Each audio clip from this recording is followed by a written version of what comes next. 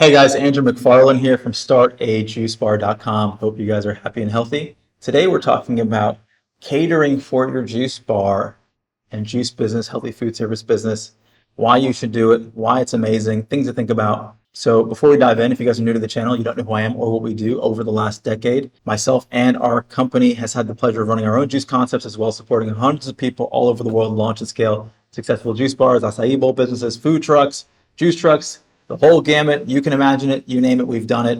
And so all the information on this channel is coming from that wealth of experience. If you're new to the channel, press the subscribe button, right? Like the video. I'm sure you'll like it more. It's free. It supports us. It supports you. So that way you actually see the content when we release it, because this information can change your business and therefore change your life. Now, without further ado, let's dive in. So you have a juice business or you're thinking about starting a juice business and you're curious about catering. Should you do it? Definitely you should. And I'm going to first in this video talk about why. Then I'm going to talk about some key factors, things you just need to be aware of in general when pursuing it. And then the last thing I'm going to talk about is how to get catering clients for your business. All right. So first thing, why you should do it, why it's a smart thing to do. So in your juice business, you're going to have a lot of products, and most of them, to be honest, are going to be pretty low ticket relatively speaking. So juices, smoothies could be anywhere from $5, $6 up to, $10, $12, $13, $14, depending on where you're located in the world. But overall, most customers that come into your business, they might spend 1, 2 to 3 times the average product price. That becomes your average ticket sale. So that's on average what people are going to spend, 1, 2, or 3 times average product price. But when you start selling higher ticket items, cleanses, catering, it creates opportunities for you to make more money in your business. Okay? That's one of the reasons. So obviously making more money for catering, smart. The second thing that a lot of people don't think about is when it comes to fulfilling orders, not all the income in your business is created equal, meaning that when you sell product that you are prepping ahead of time, not knowing how many customers are going to come into your door, there's a lot more risk in that sale, right? Because sometimes you sell stuff and sometimes you don't, and there may be spoilage. Hopefully you've gotten better at reducing spoilage or eliminating it completely, which is a totally different conversation. But overall, there's a lot more benefit in the security of a sale when somebody pre-purchases product, right? Whether that's cleanse or whether that's catering. Because beforehand, you know how much you're going to sell, or right? If somebody does a cleanse package, they say, oh, I'm going to do a 5-day cleanse of whatever I'm doing, right? You know how much I need to prep, how much product I need to buy, or you should know based on that sale. So that sale is insured. Same thing with catering. When somebody comes to you, the catering request, they're going to tell you, okay, we need, enough juices for 50 people, 100 people, 200 people, whatever the number is. And you go, okay, great. Well, here's what the menu looks like. This is what we can do. Okay, let me execute on that. So you know ahead of time, there's no loss or potential or risk of loss, and the ticket price is higher. The other reason is just it's another sales avenue. It's a means of income that if you're not doing catering right now, that you're going to generate for your business. So you keep all the money that you're making on average, and then you're going to increase it by however much you can expand the catering aspect of your business. And if you do that right, that can literally double your sales, triple your sales, or more, depending on how you approach it and what the opportunity is in your market. Okay, so that's the first thing. Why it's a good idea. You should do it. Okay, there's really no downside. Now let's talk about some key factors just to be aware of and things to think about when it comes to catering in your business. Okay, the first thing is you want to make this a streamlined and simple process for anyone who's thinking about hiring you for catering. Okay, why is that? Because when somebody's doing catering for an event, they're organizing an event. They're organizing an event, and that means they have a lot more going on than just the food portion. The food is important, but the goal is that they're going to want to work with people who make their lives easy. They don't want a bunch of complexity. They want to be able to make a phone call, say, hey, we need catering for this. We like your business. It looks good. This is either the rate that we can do it or this is how many people we need. And you just work out a quick agreement, streamline it, have it be very, very, very simple for them. Okay?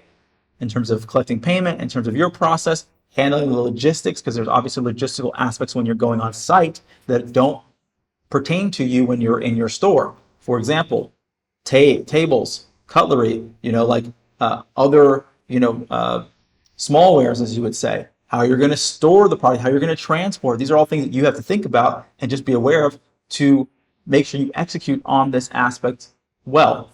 The next thing I want to talk about is just how to structure things, catering agreements overall. So most of the time, right, you're going to want to have some catering packages that people can buy into. And then you want to also give them an opportunity to customize things, because you're going to have different kinds of customers. Most customers are going to just want to buy into something that's pre-existing, but some customers are going to want to customize something. They're going to go, oh, I just want juice, or I just want smoothies, or I just want food items, right? Give them that opportunity. Give them a custom proposal, and take your, the value of what you're doing into account, because you are making their lives easy, right? So you have your labor, obviously your profit margin is going to be on your products, but then you're going to want to make sure you have something for the complexity of how you're delivering, because when you're in store and when you're selling your product and people are coming to you, it's very, very different than going to a catering gig and going out, bringing tables, having, tableware and stuff that you have to clean. So you have to think about that too. If you are not just doing things takeaway, do they have a place for you to clean these things? You're going to want to work out the logistics of how you're going to execute on that catering job. Now, most of the time, they're going to be structured packages. And then, like I said, there are going to be customized mechanisms for people. In line with streamlining things, you want to be able to have the possibility for people to purchase online, right?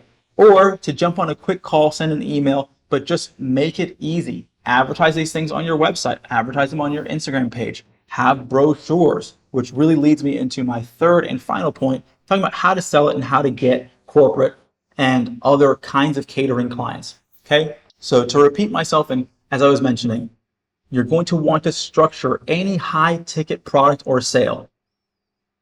That goes for cleanses, right? But also, because we're focused on talking about catering right now, you're going to want to have a catering brochure that outlines what products you sell, what those packages look like, how much they cost. And then, like I said, on the bottom, if you want to receive a custom quote, reach out to me here at this email and this phone number. Make it very accessible.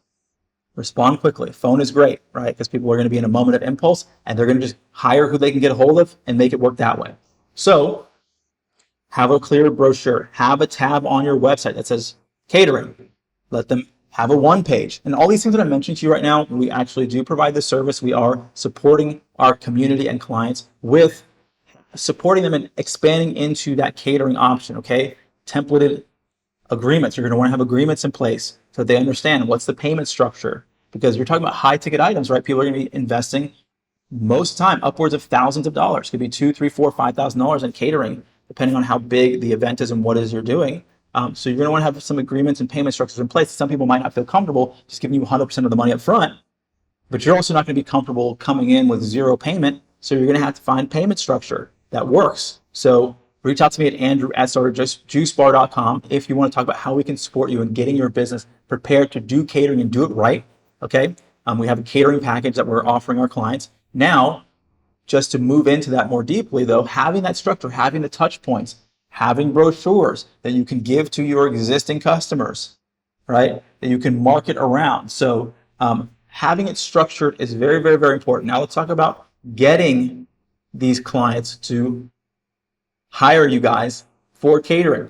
You're going to want to understand where the event spaces are in your community, who the event producers are in your community, right? As well as, and events that are relevant. You're not going to, find somebody who's like working in a bar or club and they produce those kinds of events where people are just looking to get drunk, and then you're thinking, I'm going to sell them juice. That's not relevant, right? But there are going to be people in your community that are like, they might be wedding planners. They might be like networking business event planners. They could be all kinds of different kinds of event planners, which usually you can also connect to through the event spaces, right? Through wedding venues.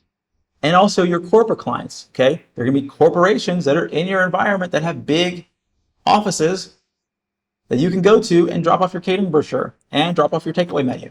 Let them know. Reach out to them. Hey, send them an email. I just dropped off catering brochure. Just letting you know that if we need anything, we do catering, right? And we also do delivery. So you can market, obviously, the entire spectrum of your business, but focus on catering. You're going to have stuff that contextualizes that specific offering in order to allow people to understand that this is something that you guys do and you do in a structured way, and therefore we can engage with you in that way.